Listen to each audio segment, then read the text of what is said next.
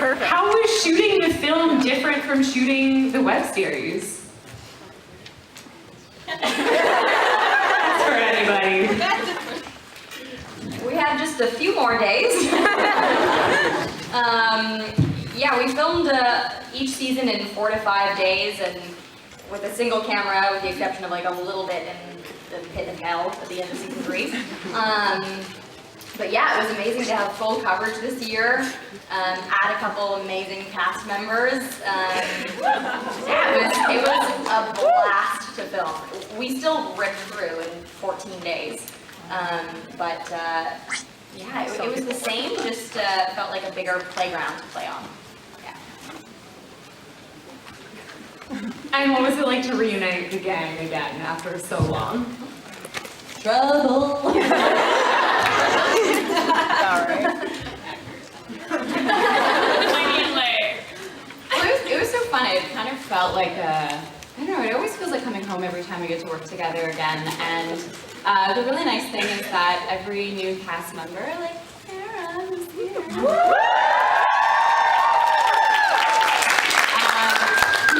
everyone just fit in so well. Like, we all just got along incredibly well, and it's like we had worked with them forever, so that was really nice. We do have some new characters joining us. So Kara, hello, thanks for being here.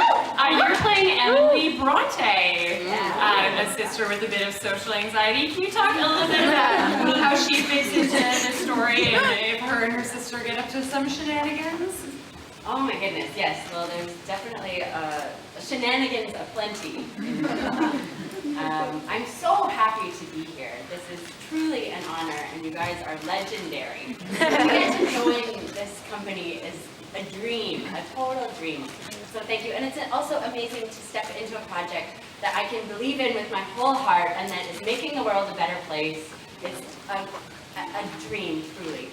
That's awesome. There's someone else joining the cast this year, Dominique Provost-Chalky from White. She's actually right in time right now, so she couldn't be here with us. She really wanted to be. No, it's fine. We love her. It's great. But she's playing Elle now. Since the first season, but never seen on screen. Oh God. Don't worry, y'all. They told me I could say that. It's okay.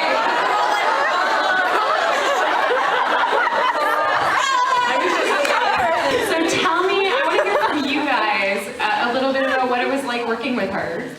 Yeah. Worst, she sucks.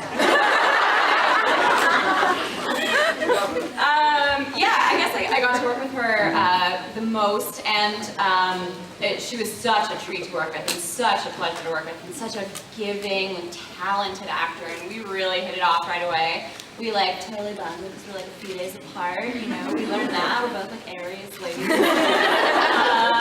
Yeah, she was just awesome, and I was so excited to work with her. I've wanted to work with her for a long time now, and she was just really fun to play with, and I loved the amount of prep she did as well, just even looking at her script and how many notes she had written in it, and I love that she took so much care because she knows how important this is to us and to you, and so yeah, I wish you could be here, but she's brilliant in it, and I'm really excited for you all to see her in it as Elle, who's a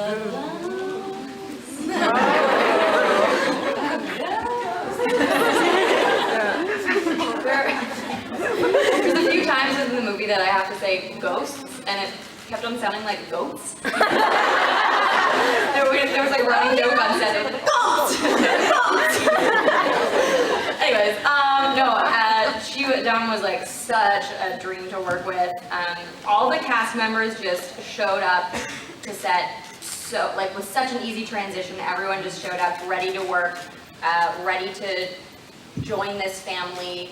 Everyone kind of knew that it was a ship that was already moving, and they just jumped on seamlessly. It was unreal. And she, so incredibly talented, and I also appreciate actors who show up with the work done, who are ready to dive in and go further, and she's one of those gals, so I can't wait for you guys to see what she did. How did curious, without giving too much away, what you guys can tell us about how your characters are a little bit different at the start of the film compared to maybe where they left off in the web series.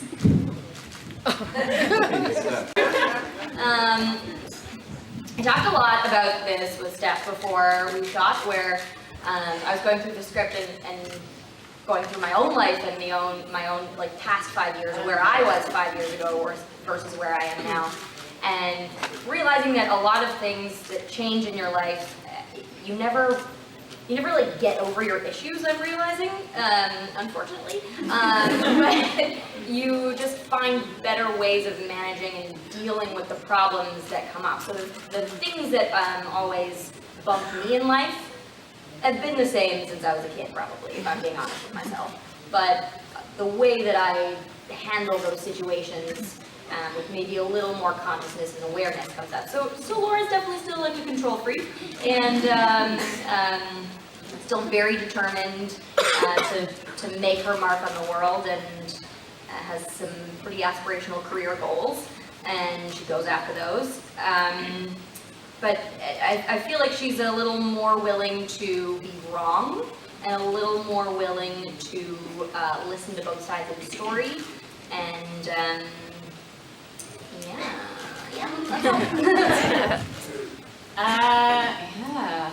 Over the past 5 years, so 5 years after season 3 ends, Carmilla's a human, and she's been really enjoying her human life and making up for a lot of lost time.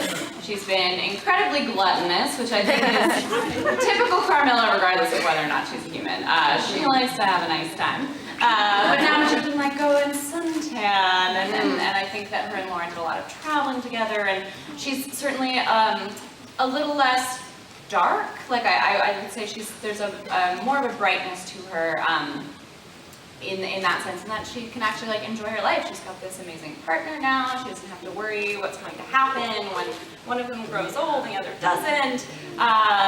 But I think without giving away too many spoilers, this film sort of explores a little bit more of Carmilla's journey in her past, and sort of dealing with some of the things that she had been avoiding for a long time. So a lot of issues surface up, sort of come to the surface and bubble up, like, you know, L's around. That's a big one. I mean, what do you say to an ex that you haven't seen in hundreds of years? The first person that broke your heart. So we definitely see her sort of struggling with that as well. And it is no spoiler that she is also starting to show signs of potentially revamping or becoming a vampire again, but she's not really sure, and she's not happy about this because she just wants to have just a nice life with Laura, and she doesn't want to have to deal with, you know, facing closure and all those things. Hashtag domesticated Holstein. Yes, you will get to see their apartment, and our department did an incredible job, but I would like to point out that there is no sign of Carmilla in that apartment at all, speaking of controlling Laura. I was like, this decor is beautiful, but like, where's Carmilla in this space? But I feel like Carmilla, yeah. A really amazing Etch-a-Sketch vagina.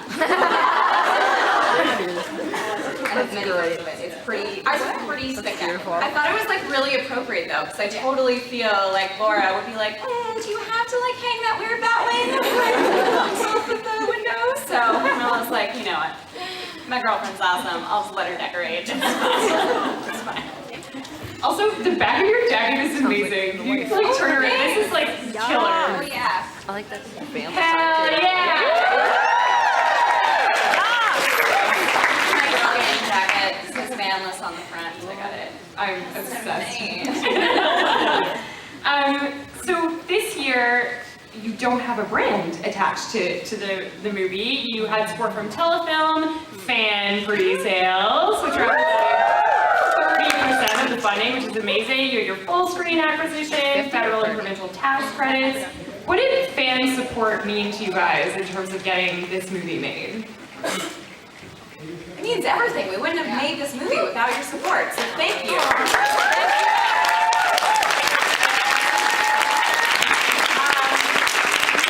I think I've always felt felt a responsibility to portray Carmilla in a positive light, and representation's always been important to me, and fans have always been important to me, but I think the cool thing about having this partially funded by fans is that it really made us you know, feel like more than just actors. Like we felt like we had a duty to really provide something that you will enjoy watching. So yeah, I think for me anyway, I always had you guys in the back of my mind when I was going through certain things and even going through the script, and then when we were sort of making little changes or ad-libbing certain things in our scenes, or, you know, kissing. Yeah,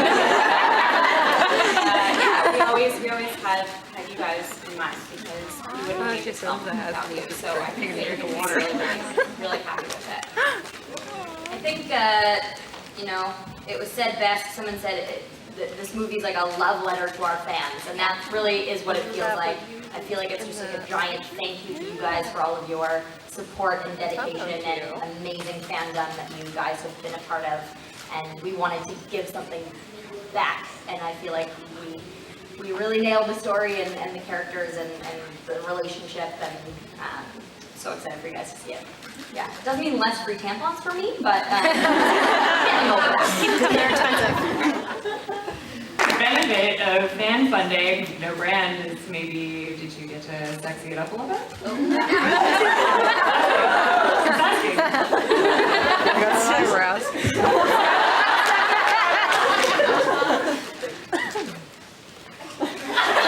Wait. Yes, we did. Said yes.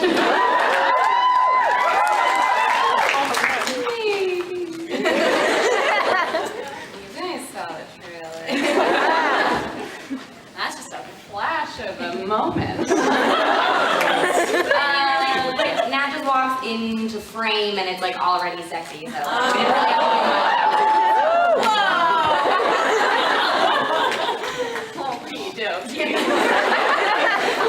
And you guys shot, obviously, in Toronto, but the cool thing was this time you actually got to set the movie in Toronto.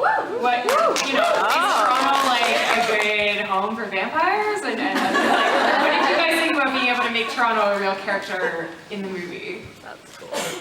I was so pumped when I heard that we were setting it in Canada, or in Toronto specifically, because it wasn't really ever referenced where they were from. But I think Toronto is such a beautiful city, and it is often, like, there's so many projects that shoot here, and then it's so clearly Toronto, but they say it's New York, or why don't you, like, let's just, like, set things in Toronto. And so to be able to shoot it here and actually have it be in Toronto is awesome. Yeah, Toronto would be accepting of vampires. I think it would be a vampire accepting city. A lot of work to do, but I think compared to most cities around the world, I think Toronto is pretty inclusive. So I feel like they'd include vampires, and it was neat when you were talking about like seeing, you know, actual areas of Toronto. There was one scene where we see the skyline and we're looking out and we're looking in that park, and it was really funny because our director Spencer had made a joke because we're actually looking out at sort of like a bad neighborhood, and he was like, oh, this neighborhood, and I was like, I actually spent the first 3 years of my life in that building right there. So it was really cool to be like shooting a feature film that I really care about, and then like sort of have this like moment and scene where we're looking out and be like, that crappy place, that's where I came from, and it was just like a really nice moment though to, I don't know, kind of was like a full circle thing where I was like, oh, when I was like checking my shoes for cockroaches when I was 3, I would have never imagined myself looking at this building and shooting this amazing film and just having this incredible life, so yeah.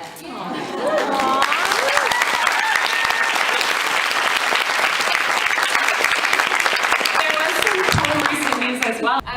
The Carmilla movie takes place in 5 years. I want to know where you guys see yourselves in 5 years. What's next for you guys? What can we expect from you next? That was deep, sorry. No, I have many opinions about this question because, you know, I always think back to when I was auditioning for universities, and that was one of the questions when I was auditioning. And, you know, I came up with this ridiculous answer about how I was like going to be an opera singer and I was going to do all of these things. And I think it's really important to set goals for yourself, and I always do, and I always set goals for the year, but I hope that I don't know where I'm going to be in 5 years, because 5 years ago today, actually, I was just thinking about this, I was couch surfing, I was a barista, I didn't have any acting jobs, I didn't have a home. I was probably at one of like the darkest points in my life ever, and now exactly 5 years later, because yeah, what year is it? 2017. No, exactly, and I would have never imagined sitting here with all of these amazing humans who are interested in things I have to say, which still boggles my mind. You know, so I don't know. I hope that I'm still acting. I hope that I'm still creating things that are meaningful, but I don't have any specific ideas about that, because I things can change and happen, and I want to keep my heart open. Yeah.